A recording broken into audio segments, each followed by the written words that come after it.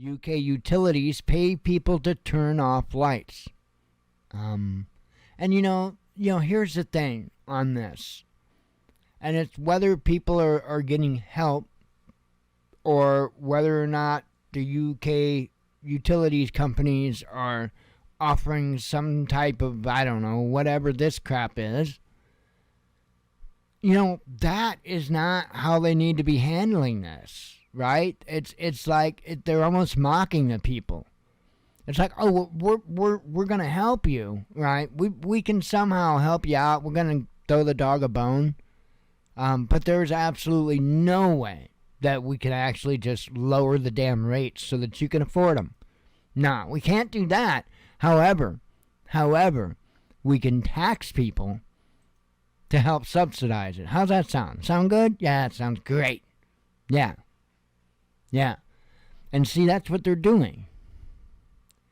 That's why I throw a fit at Red Team for all their arguments against raising the minimum wage into a livable wage where people could actually survive. That's what blows my mind.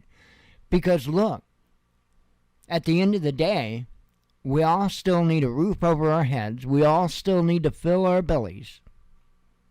And at the end of the day, that's got to come from somewhere. And so either they can make that working at a job and all as well. Of course, we're going to have to pay for those American-made goods.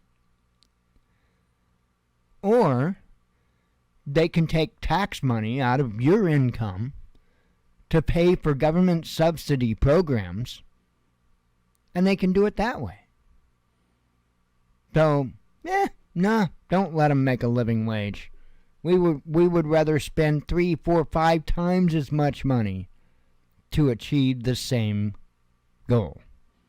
Yeah, because that's great. And then the government gets to be in much more control of our lives. Not only do they get to be in much, much more control of tax money, but now that they also control the lives of every one of those people that they are subsidizing.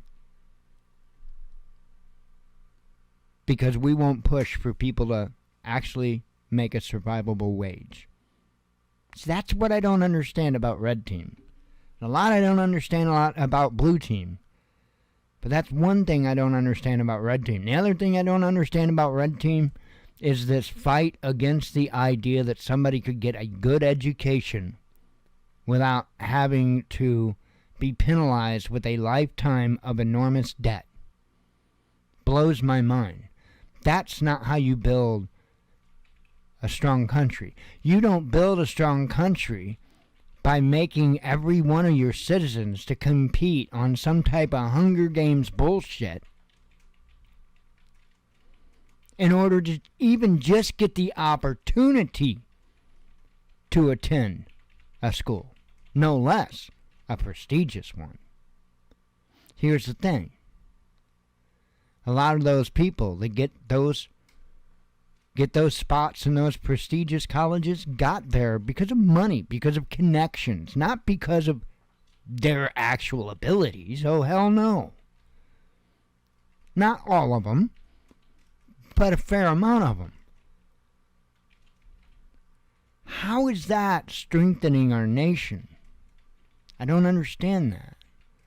Why don't we find the smartest, the brightest, the best, no matter where they came from? No matter what their parents do, no matter what their last name is, no matter what religion they worship. The best and the brightest. And we make sure that we can provide them with an education that can keep up with their ability to learn. And once again become the strongest nation on the planet. But we don't do it by making every single citizen of the country compete with one another in some type of Hunger Game bullshit. It doesn't work that way. That's not how you build strength.